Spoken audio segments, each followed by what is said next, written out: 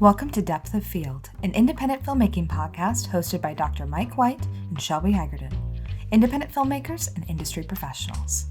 Episodes will touch on recent films, the state of the industry, the regional scene in Iowa, Nebraska, and South Dakota, the occasional gear discussion, and interviews. Stay up to date with our current episodes on Spotify and YouTube. Hello and welcome to the Depth of Field Independent Filmmaking Podcast. I'm Mike White. I'm Shelby Hagerden. And every other week, we will be discussing independent films, state of the industry, our local scene. We'll have interviews and the occasional gear talk. So I thought we would probably start out a little bit about who we are. Yeah. I am Dr. Michael G. White. I am a professor at Wayne State College. I run the film program there. I am also an independent filmmaker at two different periods of my time. In my life, rather. I was in the 1990s, took a hiatus, came back to it later in life, and Shelby is my producing partner. So Shelby, Let's hear a little bit about you.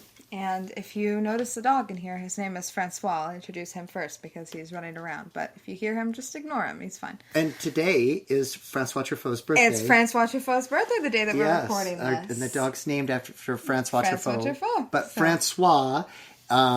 of course, that will not be on our broadcast date, so this is obviously on our recording date. So Shelby, tell us about you. In the past. I'm Shelby Hagerden. I am an animation producer at the award-winning studio Made by Things. I'm a producer and writer there. I also I'm a graduate of the Wayne State College film program, as well as Emerson College, where I got my MFA in writing for film and television. I guess... And a very established independent filmmaker. I'm an independent filmmaker and screenwriter. I've made 4 feature films now, produced 4 feature films, which I've directed 2. And we've made a lot of films We've made a lot of films together. Yep. So 4 features, a variety of shorts, and we've done. And we are the heads of Bitter Hipster Films. We are Bitter Hipster Films. So each time we have... an episode, we are going to have a few different things we're going to talk about. We're going to talk about a couple of indie films to start with. We're not going to try to do an Oscar thing or any of that kind of stuff because we want to keep our episodes fairly short. Yep. We want to try to keep it under an hour all the time if we can. But I want to talk, first of all, about a dynamite picture nominated for a bunch of awards at Independent Spirit, also Oscar stuff. American Fiction by Cord Jefferson. Yeah. So Shelby, do you want to start us off on that one? Yeah, so American Fiction, I actually have a really great personal connection to this film. When I was at Emerson, I had Cord Jefferson for a seminar class. So he came and he spoke to our class and was able to give us some tips and tricks on screenwriting. At the time, he was a consultant on Succession. Mm-hmm. So he was there as part of our television program. Really, really super guy. And at the time he was working on American Fiction, which he is now up for Best Adapted Screenplay for that, which is very exciting. It was very cool to be able to have met him and experienced that and got to have that one-on-one interaction and experience with him. But American Fiction goes through... It's a film about a black man who is... an author, prolific writer. He hasn't really had any great deals in the past. He can't get his books sold. And he sees that there are writers being able to get sold, black writers, who are kind of playing up to typical stereotypes held by white audiences and the standard, what white audiences expect out of black writers and black stories.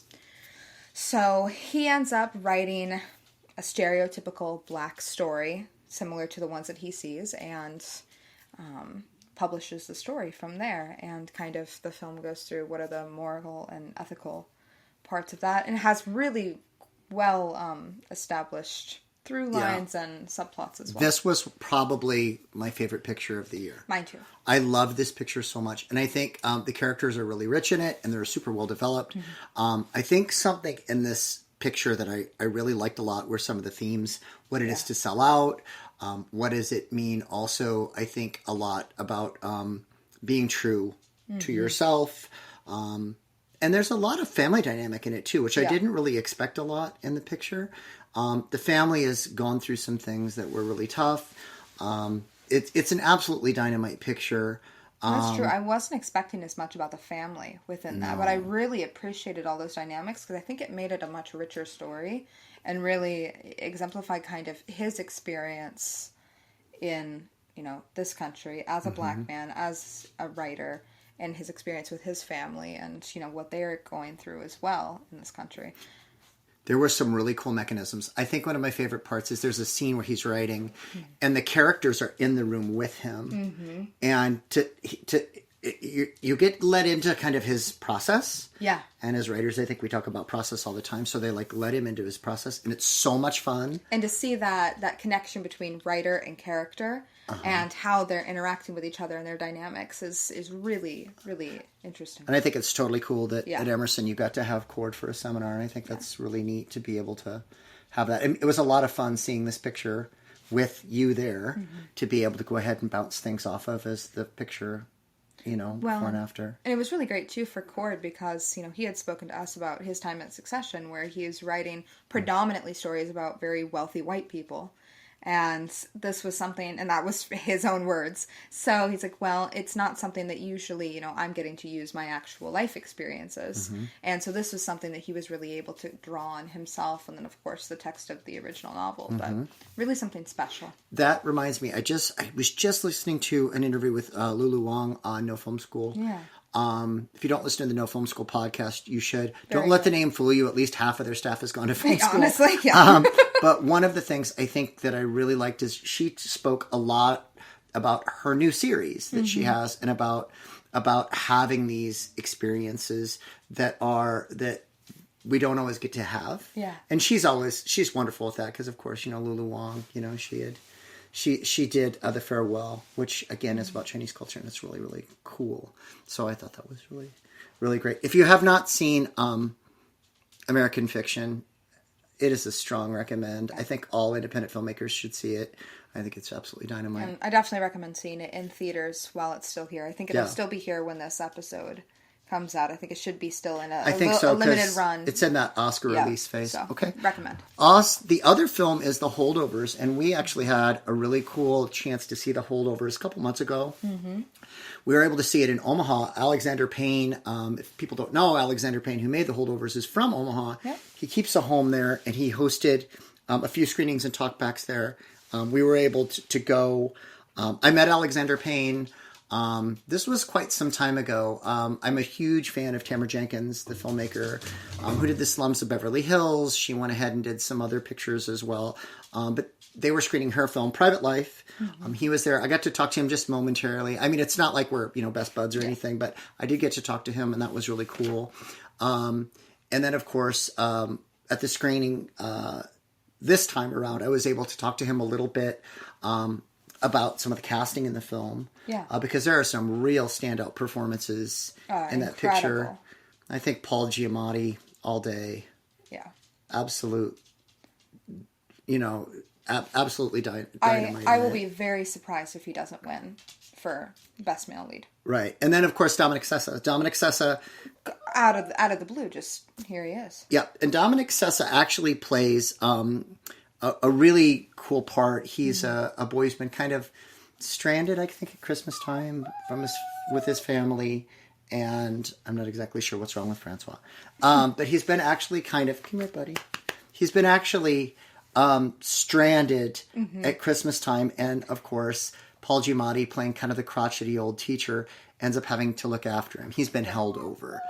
So that was kind of one of those situations. I really enjoyed this. I really enjoyed the picture a lot. I think it's a great film. I know he didn't get a Best Director nom in this, but there were some really standout nominations for the picture as well. It's going to do great at Film Independent, I think, and there's a bunch of things with the picture as well. I loved the locations in this film. Yeah. I mean, I think as a filmmaker, if you can not construct sets, and they didn't, they found locations that worked. Yeah. And that is my favorite kind of filmmaking, when it just all comes together. The detail in the film is fantastic. Well, and it was really exciting too, because I went to school in Boston, And to see all the locations that they used, it was a really, really great use of space and, the city that they're working in. And he said, well, we didn't really have time to change everything on the walls and everywhere else because we're shooting in public spaces. So a lot of that was done CGI, VFX, which was, it's seamless. It's beautiful. Yeah, it's beautiful. Yeah. And both of these pictures, I believe, take place in Boston. Yeah. Because American Fiction also takes place in Boston, so that was really fun. The Bostonians are doing a great job. So those are our big suggestions. If you haven't seen the Holdovers in American Fiction, I will go back too, because you were able to speak to Alexander Payne about Dominic Sessa and kind of him coming in as a little bit of a wild card, taking a big risk on that. It was a situation, and just to kind of go back to the question that I was able to ask Alexander was, this was kind of a risk. I knew the casting director on this was someone who'd been around. She had actually cast Whiplash, if you know that picture. So she had cast Whiplash. And he had a really good talkback, Directors Guild of America talkback. Listen to that. Really, really good. And one of the things, my question was, it was kind of a risk. Yeah. With Dominic Sessa, because he hadn't done much. He had done some theater. He had done some community theater, basically. Right. But nothing in cinema. He was, pretty much an unpaid actor. Yeah. But they did the castings. They wanted to find somebody, from the area. Well, and it was that thing I think that filmmakers do sometimes. So maybe you have an actor that's inexperienced, or maybe even at times even less talented. Yeah. I'm not saying that about Dominic Sessa. Incredibly talented. But what I'm saying is that you have Paul Giamatti on set, Alexander Payne on set, and you can pull an actor along. And I think that was something that they were able to do, is to pull that actor along. And now he's going to have a great career, it sounds like. And I think he's got some really wonderful things. So it is one of those situations. I know Alexander got some criticism. I can't remember where it was, but in one of the interviews, it might have been DGA, he said, well, people don't make films like this anymore. Yeah. It's like, well... They don't want to. They don't want to make films like this anymore. I want to make films like this. Oh, I think most people want to make films like this. But the thing I think is that, when you say that, you've got to have a strong script. Yep. You have to have Paul Giamatti signed on. You have to have Academy Award-winning director Alexander Payne. You have to have Paul Giamatti signed on. And then you have to have names and the money to really be able to do that. The money. So I think that's kind of the case too. And both of these films are what I call New York voice. Yeah. And they're my favorite films. And I think I mentioned Tamara Jenkins earlier, and then Noah Baumbach. I love those films that have New York voice. Me too. The New York family drama. Yeah. So it's that, people kind of arguing. I love that. That was something I think when Noah Baumbach kind of moved a little bit away from that to do some other things, I was really upset, and I hope he goes back to that. You can always still feel it in Baumbach's voice, so I always feel that in White Noise. But the New York family drama is always the driving force for me. So I thought both of these were really inspiring films as filmmakers, and I think both of us really suggest. Those were two of my top films for this year. I think American Fiction, The Holdovers, and Poor Things. Depending on what time of day you get me, I might say either one is my favorite for the year. So it just kind of depends. Really incredible films. Really liked them both. Okay, well, let's talk about local scene a little bit. For those of you who don't know, we are in Sioux City, Iowa, which is Iowa, Nebraska, South Dakota. So we're going to try to cover all three states to an extent, about the scenes that are going on there. We try to be active in all of those scenes, but it is difficult at times. Yeah. So I want to talk about some film festivals that are going on. So Shelby, do you want to start and talk about the first one? Yeah, so getting in here. So upcoming festivals right now, we've got Omaha Film Fest. That's coming up really quickly, February 27th to March 3rd. And that, of course, is in Omaha. Yes, in Omaha. That event has a really good workshop. It's the off workshops. It's for high school students, and they've got a lot of training and a lot of stuff for aspiring filmmakers and stuff at that. A lot of great as well. opportunities.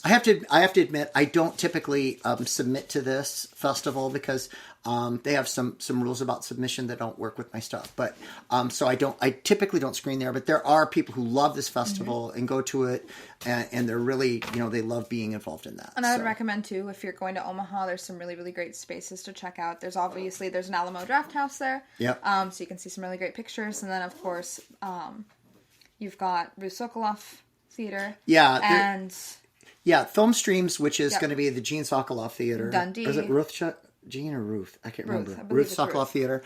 And then, of course, there... Benson as well. The Benson Theater, which is not part of... It's not part of Film Streams. Not part of Film Streams, but separate. Yep. And then you have the Dundee Theater. And actually, the Dundee Theater its restoration. Alexander Payne played a role in its restoration. The Benson. Yeah. So and the Benson, there's some really wonderful theaters there. The Owen Film Festival, which is in Decorah, Iowa, is February 29th to March 3rd. We screened a film there years ago. Fantastic festival. It's a good festival. Really great area. I think it's really beautiful. Great venue. I think it's some academics kind of judge that festival. So it is a really good one. So if you get a chance to get to Decorah, and Decorah is a cool town. So if you get a chance to get to, Decorah, Iowa is really, really cool. We're also coming up on Cedar Rapids Film Festival. Of course, it's in Cedar Rapids, Iowa. That's going to be April 5th through the 7th. Announcements are coming out for that soon. I think they had to delay a couple of days. They delayed. I think their original announced date was the 12th. I think they moved to the 14th. So, Valentine's Day. Perfect. We love this festival. Yeah. We love the curators. Criff is awesome. It is organized. It is fun.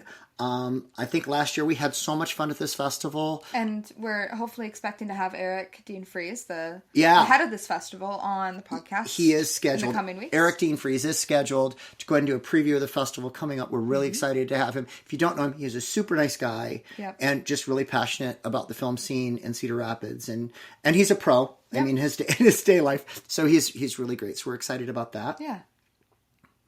So Farm to Film Festival. Which I can't remember. I think it's Washington, Iowa is the name of the town. I think so. I've not been to this festival. It's April 20th and 21st. We've had films screened there, but our schedule has never worked out. This festival is put on by Mike Saz. And if people don't know about Mike was the guy who actually found a couple of Georges Méliès's films. And they were ones that we thought were lost time. They made a documentary about him that actually was nominated for the Academy Award at one point. And it was a really, really important documentary. And Mike Zaz is the coolest guy. It's Saving Brenton. It's called Saving Brenton. Saving Brenton. And then Mike had come to the college and spoke to us and put on this fantastic presentation. So it is so worth going to I believe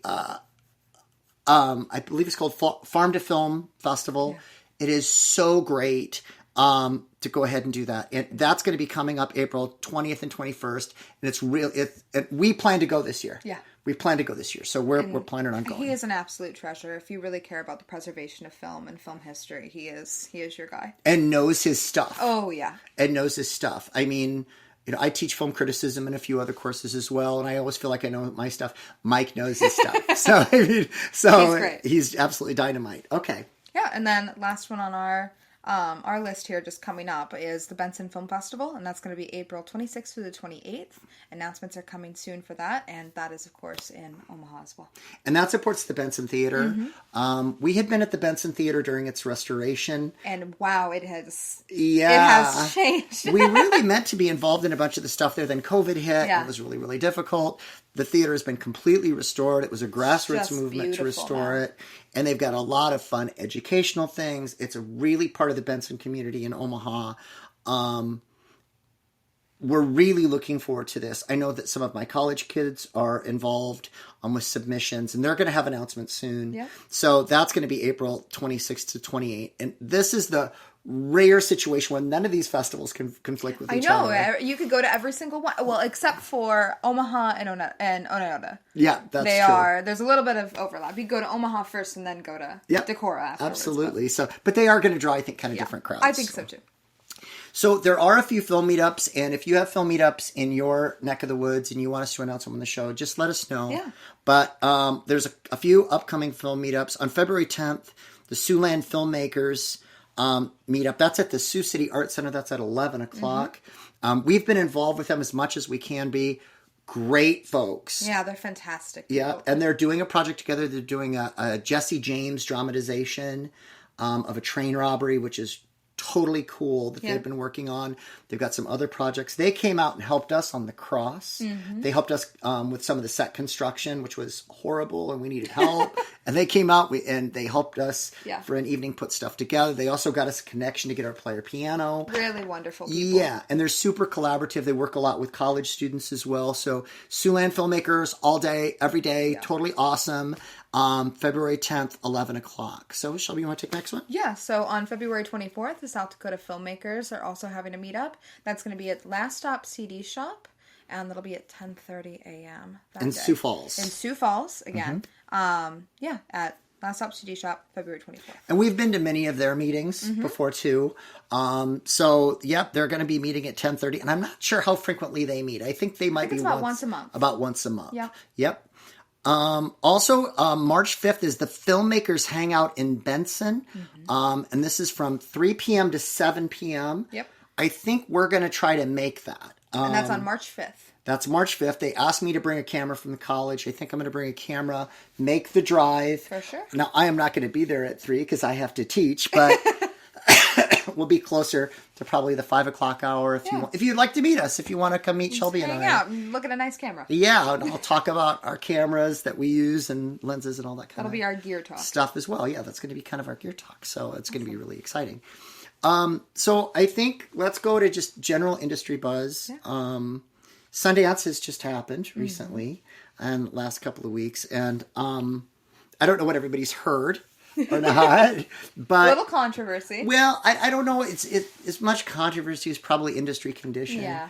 So the festival started and of course, there was a short list kind of films that everybody thought were going to do really good. There was a few pictures that had already had distribution deals coming in. There was some things that had gone to Cannes that had distribution deals and stuff too. But about Wednesday, I started to get contacts and I started to get people just say nothing's really selling. Yeah, and there's a little bit of panic there. Well, yeah, there was a lot of panic, and then we did find out that Friday came and sales started to happen, and then there were some sales after the fact and some other things as well, but it really kind of woke everybody up to what is the condition of sales right now for people in the business. So, but don't be discouraged because some things got sold. But I think, one, we're still in a post-COVID environment. Yep. I also think, too, that we're still in a post-strike environment as well. So what do you think? Well, I think this is something, we have this conversation a lot because I work professionally in animation. You can also look at our podcast that I run with my creative director at Made by Things, Matt Vojak. We run a podcast called The Command Z Show. There's too much of me on the internet already. But we just actually talked about this today, about the state of the industry right now in animation and marketing. And there's some changing tides right now, I think, in the industry, not only just in entertainment, but in marketing and distribution. And I think we're starting to see some big changes going on. I'm not quite sure we'll ever get back to the way it was before COVID. I think we're seeing some very new things, both with streaming, with artificial intelligence, with, kind of what we were able to do with the strikes, but also, what else is going to be changing with the next updates to come. Well, and it's interesting what sells and when. Yeah. Because, I think there's something about Sundance is that, you have, if you think way back, you had films like Secretary, which was like a really boundary-pushing film. And there's a bit of fear, I think, right now. I think people are wanting safe bets, and there's some other things, too. Well, safe bets, too, because obviously there hasn't been as much content created in a union space over the past year. Well, and let's just be honest. The buyers are consolidating. We've seen a lot of the streamers consolidate, and a lot of the deals that are being made, why are, what are they buying and why are they buying it it's been interesting. And we have a film right now that we're looking to sell. We've had a couple of offers on the film, but we didn't feel like the offers were very good. So, we've held off on that. I think, too, there were several features made in Iowa this past year. I know 2 of the films ended up with distribution deals. And I haven't talked to those people to know how satisfied they are with their distribution deals. Yeah. And stuff, too. I'm really looking forward to meeting up with those folks at festival and saying, hey, listen, how did you feel about your deals, and are you satisfied? I know in the past couple of years there's been some kind of unsatisfying deals that have come out of post-COVID that people have seen, which I've is heard. Really disappointing because there's been some great films that just haven't gotten what they really deserve. Well, and I've sat down and talked to people that were like, I took a terrible deal. So, being able to understand that and stuff, so... I'm feeling hopeful, though. Yeah. I think come next year, I think we're going to have some really great films as we continue to produce this year. But honestly, I would say too, for any independent filmmakers, I think understand your industry, understand what you're making, and and if be able to pivot. And if you don't have an agent or representation at all, make sure you have an attorney. Yes, get a good attorney, and not your local attorney, an entertainment attorney. There are some in Iowa, Nebraska, South Dakota. I think there's one in Sioux Falls. Sioux Falls. There's downtown. There's a good one downtown. So, I mean, there are some folks there. Something that also had been really kind of part of this Sundance situation this year was the Freaky Tales situation. For people who don't know, Freaky Tales was a suspense horror film that people were really looking forward to. And then what happened is the film screened, and then one of the writers from IndieWire gave it a not very good review. Yeah.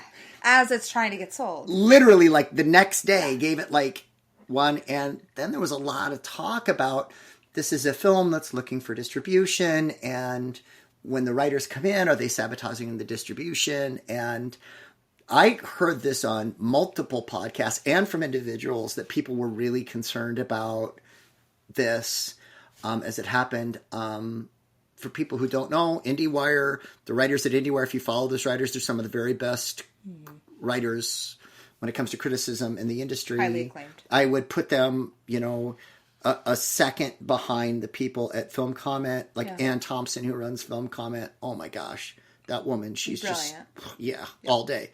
But I mean, I think those kind of reviews, they impact sales. And I mean, it's something, and we had a film a few years ago that we were trying to work on, and we ended up having some, and it wasn't even negative criticism.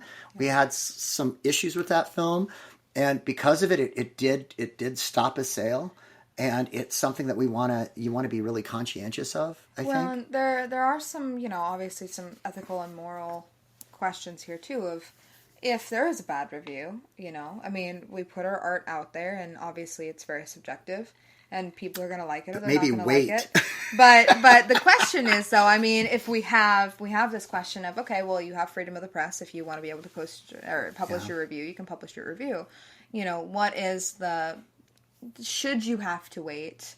Is it ethical to say that they have to wait? Because, I mean, they do have the freedom, the ability to be able to post those reviews. Is it the responsibility of the press and of IndieWire to wait to make sure that those independent films are sold? I mean, obviously, I would prefer if somebody wasn't going to write me a scathing review in IndieWire as I'm trying to make my film and get it sold and trying to get it sold. Can you wait 5 days? Can you wait 5 days? Thank you. But it is something, though, that we have to kind of take that into consideration, because is this the press's responsibility or... I don't know. Maybe that's a lot bigger ethical question than we can answer here. That's for a better episode. But I mean, I think also too, I follow several writers. I have several writers that I really trust their opinion. When I look at things too. I mean, I think both of us are kind of academics, so criticism is a big part of what we do. So I think that's a big part of it. So I don't know. Also, take criticism with a grain of salt, though, too. I would agree with that. We all have very different taste and... Yeah, I mean, absolutely. I mean, we even have that with festivals. I mean, it's really strange. Like, I found that, like, we'd get rejected by a local festival and then win a big national thing. Yeah. like a few days later. So who knows? Art is subjective. Really subjective. It's just whatever speaks to the judges and the critics. So who knows? I did want to talk about some of the pictures that got sold, that were sold kind of late in the game. Yeah. But, I mean, I think it's important that we kind of recognize these. I'm going to start out... Well, Shelby, why don't you start out with... It's What's Inside by Greg Jarden. This is a horror film? Yeah, this is a horror film. I can't remember. This is a Netflix film, so we're going to go... This is a Netflix category of... These ones are purchased by Netflix. They will be distributed on Netflix. And Netflix bought several films. Their model, for people who don't know, is they have a model where they do pre-fund films and then they do purchase films after the fact, like this. For example, like Tamara Jenkins, her film was, paid for in advance. There are, you have those kinds of deals that are happening. I think Noah Baumbach's new deal is with Netflix too. Yeah, I think he has a 3-picture deal. I think he's got a 3-pick. I'm not sure about 3 or that. 4. I think he's got a deal though for funding in advance. I think he's got another at least 2 pictures. Yeah, there. that might be it. But anyway, so Netflix, we've got It's What's Inside by Greg Jardin. That's a horror film. Skywalker's a love story, which is a documentary. This is a cool film. This is a crazy movie. It's a film about a Russian couple that are climbers. They're scaling skyscrapers. Yeah, and they it's to like strengthen their marriage.